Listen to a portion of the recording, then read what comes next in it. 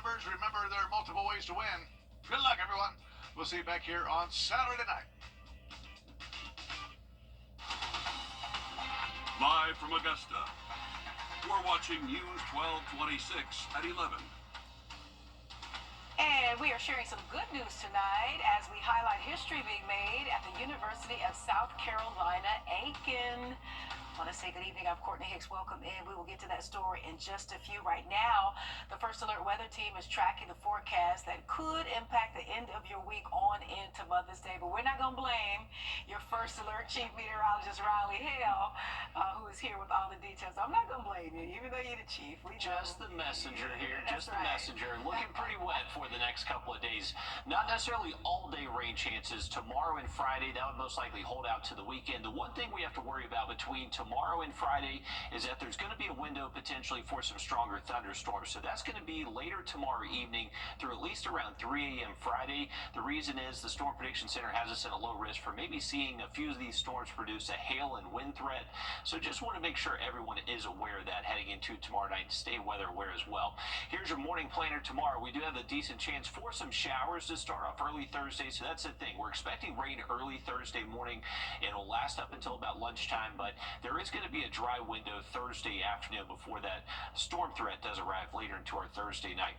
Here's a current look at our radar. We have a few showers and thunderstorms bubbling up near Atlanta. Those are going to gradually try to push east for the rest of tonight. And then that cold front well north of us, that's what's going to be driving that storm risk heading into tomorrow night. So here's the latest from the Storm Prediction Center, continuing a marginal risk area-wide. So everyone in the CS area has the same threat for this. We'll have much more of this forecast for you in just about 10 minutes. We will stand by. Thank you, Riley. Burke County deputies and the community showing support today for injured Columbia County Deputy White with a blood drive, and making sure blood is available in life-threatening scenarios is what saved Deputy White's life. Now, blood donated to Shepherd Community Blood Center stays local. Here's a list at the Shepherd Community Blood Center locations. Just last week, more than 400 people donated blood within 2 days to help replenish the supply after the incident involving Deputies White and Sykes. And business owners around Columbia County also showing their support today, donating profits from sales to the families of Sykes and White. With that, we bring in your Kennedy Page. She's live in the newsroom after talking with business owners about giving back to those that serve and protect. Kennedy?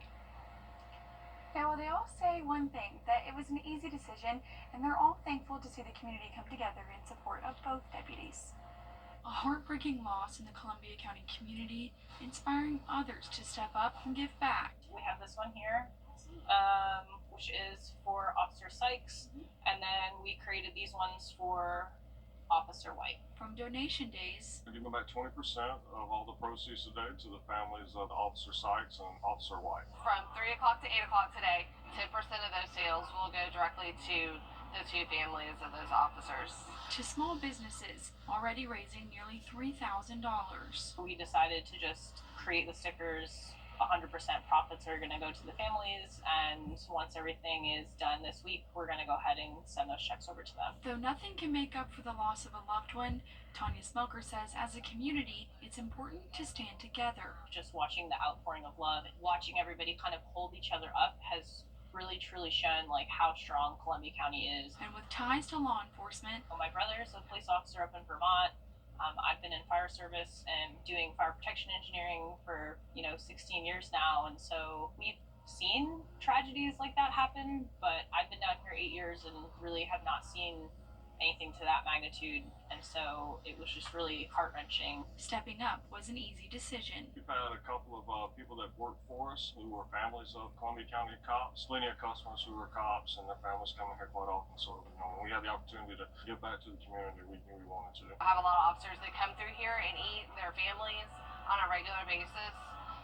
So it's just something I felt was the right thing to do.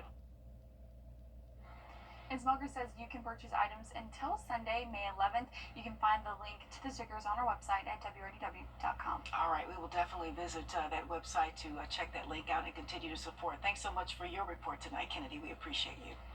All right, new details about what led to the tanker crash yesterday afternoon that sparked a shelter-in-place advisory. The South Carolina highway was headed east on I-20 when it ran off the left side of the road near exit 22, then crashed between the two bridges along the Highway 1 interchange. That stretch finally reopened late this morning. Officials are still investigating the cause of that crash. New tonight, a murder suspect caught in Screven County after a month on the run. A 19-year-old by the name of Demarion Butler has been arrested in connection to the shooting death of 21-year-old Isaiah Barbie Jr. On April 7th, the sheriff's office responded to a shooting call on Simpson Town Road. That's in Newington, where the victim was found shot and later died. A warrant for Butler in the murder of Barbie went out the next day as that search began. To Warren County now, where the GBI arrested a high school teacher. 22-year-old Mason Garrett was arrested on April 29th and charged with making terrorist threats and acts. A GBI investigation showed that Garrett made threats to shoot both staff and students at the school on April 24th. Now, the school district says he was a first-year agriculture teacher. Garrett was booked into the McDuffie County Jail and is now out on bond. And Saluda Police Chief Archie Hill is resigning, claiming issues with town officials led to his decision to step down. He submitted a resignation letter to members of Saluda's town council dated April 21st, where he said, quote, "I have decided that it is time for me to step down and pursue the rest of my career where I am able to provide for my officers without having pushback because of someone's personal feelings towards an officer that I have hired." That's the end of that quote. He also claimed that equipment, including tasers and body cameras, are not working properly and have not been addressed by the town. Chief Hill said he will help with the leadership transition. His resignation takes effect June 27th. And the showdown between the U.S. and China, both saying,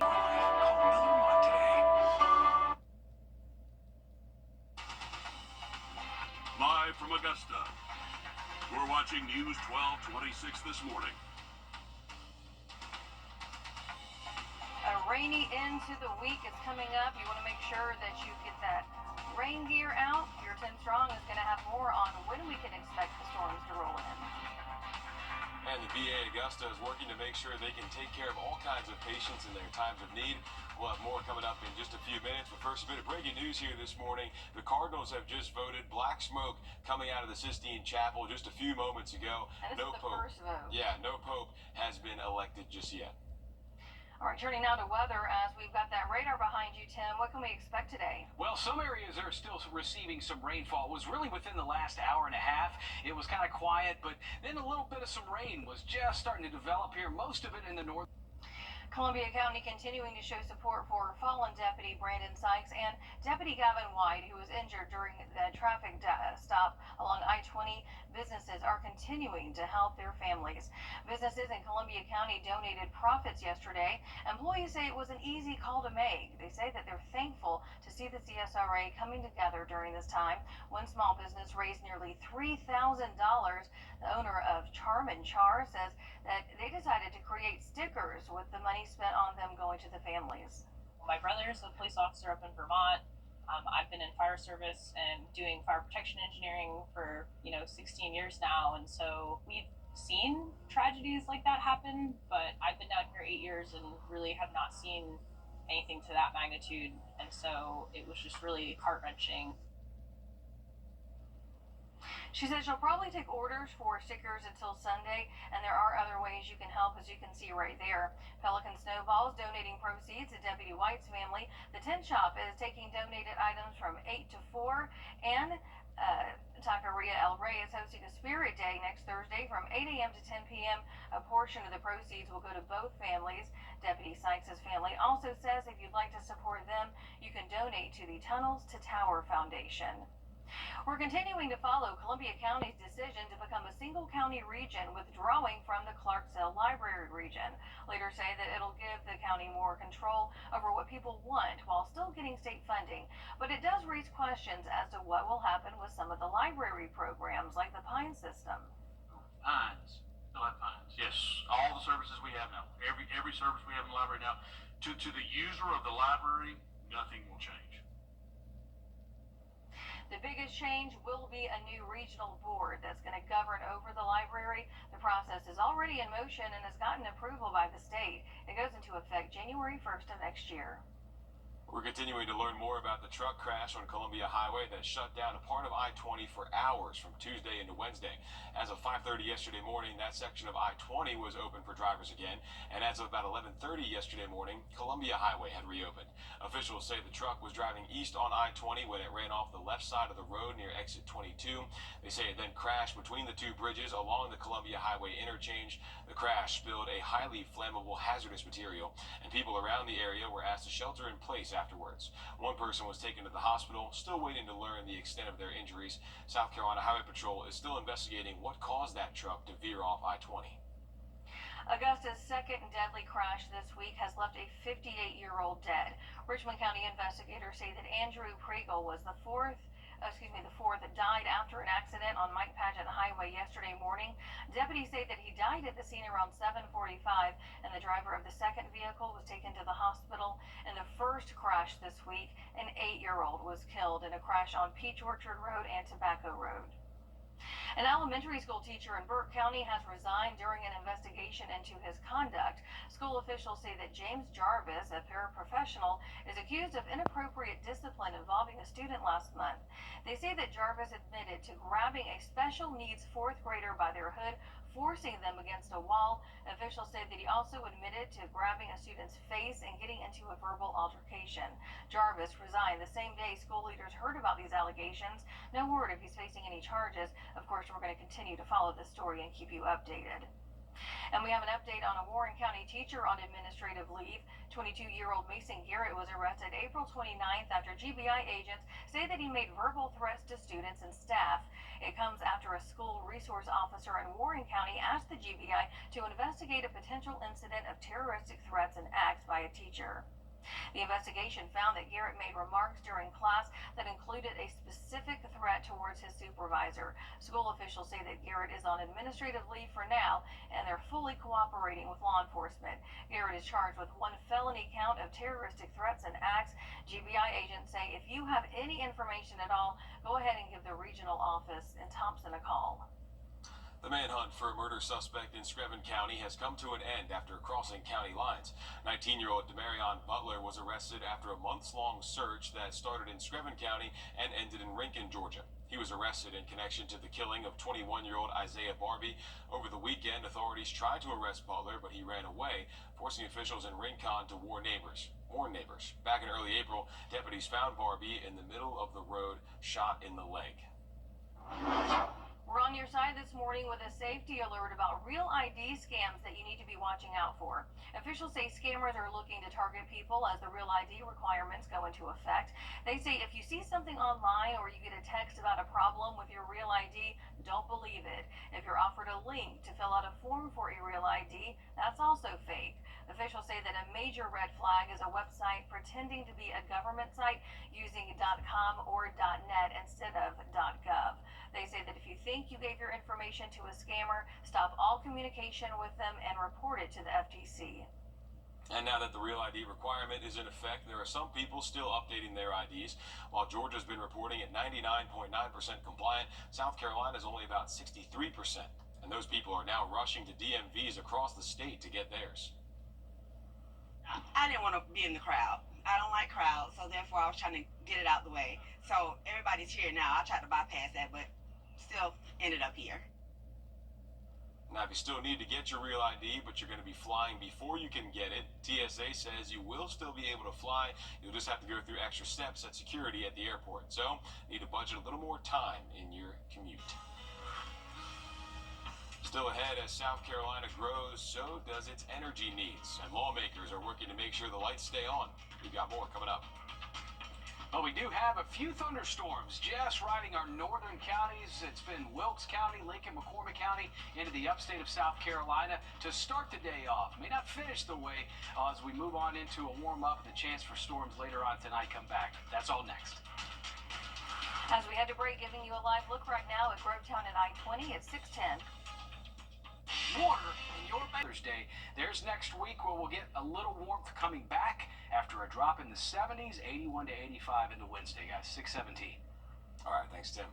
South Carolina faces massive industrial and population growth, requiring more and more energy to keep the state powered. A plan to ensure South Carolina can keep the lights on for generations to come will soon be on the desk of Governor Henry McMaster. Your South Carolina State House reporter Mary Green has the details on what it could mean for you and your electric bill. After weeks of work, leaders in the General Assembly hashed out an 11th-hour compromise on one of their major priorities for the year, energy reform. It's an issue lawmakers have said they couldn't afford to not get done before the General Assembly heads home for the year on Thursday. The question is, ultimately, does South Carolina want to own its energy future? Or do we want to be whipsawed? Among its many provisions, this expansive bill streamlines the permitting and appeals processes for new power plants. It'll give lawmakers blessing to a partnership between state-owned Santee Cooper and privately owned Dominion Energy to build a natural gas plant at a former coal plant site in Colleton County. The legislation would also make it easier for utilities to raise rates more frequently, which power companies say will help them implement gradual increases over time instead of one large jump in cost every 4 to 5 years. You also have less rate shock to consumers when that adjustment is made. You're going to hear from your constituents because their power bills are going to go up every year regardless of what the co-ops tell them. The compromise does not include any regulations concerning data centers, which senators had put in their version of the bill. There were several compromises where pieces and provisions were taken out that are easily addressed in other bills down the road. Some senators say the exclusion of any provisions in this bill on data centers, which are a major driver of the need for more power, is a mistake. You're going to regret this. Because what's going to happen is we're going to get more data centers. We're going to require more generation. It's going to put more on the backs of residential customers, and their bills are going to go up. And this bill next heads to Governor Henry McMaster, who has urged the General Assembly to get an energy reform deal done this year. Reporting from the State House, I'm Mary Green. We got some breaking news here this morning. The Sistine Chapel was blowing black smoke just before 6 o'clock, rising once again. A psychosocial rehab and recovery center for veterans with serious mental health concerns, and a PTSD trauma recovery clinic and a suicide prevention program. More than a week after Deputy Brandon Sykes was killed and Deputy Gavin White injured in a traffic stop, Columbia County is still showing support. Local businesses are donating profits to both families, and one small business in town already raised nearly $3,000. They say it was an easy decision, and now they're thankful the community has shown up to help them support the deputies. But I have to say, like, over the past week, just watching the outpouring of love and hearing everybody's stories and just watching everybody kind of hold each other up has really truly shown like how strong Columbia County is, like, together. She adds she'll continue to accept new orders to ship out or for pickup until the end of the week so she can get the money to the deputies' families soon. And here are some other initiatives and fundraisers going on right now and coming up in Columbia County. Pelican Snowballs is donating proceeds to Deputy White's family. If you want to donate items, the Tint Shop is accepting those from 8 to 4 each day. And coming up next Thursday, the 15th, Taqueria El Rey is hosting a Spirit Day to donate proceeds to both families. If you want to support the Sykes family directly, they say to donate to the Tunnels to Towers Foundation. A 23-year-old is facing charges after Aiken County deputies busted a major drug operation. Deputies say that they seized 70 pounds of hybrid marijuana, 5 pounds of marijuana resin, 2,500 THC-infused gummies, and 5,000 THC vapes. They say all of those items have a total estimated street value of about $500,000. Deputies charging George Huntington with trafficking marijuana. Officials say they were tipped off with information about a large pallet from California to the North Augusta area that possibly contained marijuana. The FBI says 3 Augustans are facing charges in connection to a child sex abuse operation. They say more than 200 people were arrested and 115 kids rescued in Operation Restore Justice. That operation involved all 55 FBI offices around the country. Officials say charges range from possession of child sexual abuse material to enticement of a minor. The FBI Atlanta office says 9 people were charged in the state of Georgia. The FBI says it partners with the National Center for Missing and Exploited Children.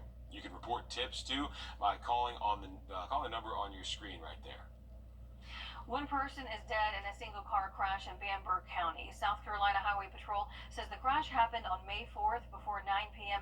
at Dowley Road. They say the car was driving south on that road when it traveled off the road to the right, then got back on the road, and then went off on the left side, hitting a tree.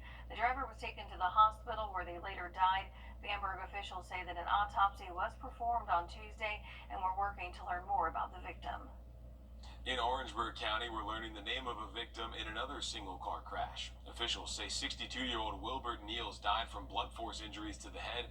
South Carolina Highway Patrol says the crash happened the evening of May 5th on Charleston Highway at Quincy Road. They say the car was driving with one passenger when it veered off the left side of the road, hit a culvert, and overturned. Saluta's chief of police, Archie Hill, is resigning, citing issues within the town impacting his department. He submitted his letter of resignation back on April 21st, with it going into effect June 27th. The resignation letter reads, "I have decided that it is time for me to step down and pursue the rest of my career where I'm able to provide for my officers without having pushed back because of someone's personal feelings towards an officer that I have hired." He goes on to say maybe the police department will receive all the equipment and vehicles they need to perform their duties effectively once I'm no longer the police chief. Regarding the vehicles, Hill claims that some are old with high mileage. Hill added that other equipment, such as tasers and body cameras, aren't working and haven't been addressed by the town council. He says that he will ensure a smooth transition during his remaining time there until June 27th.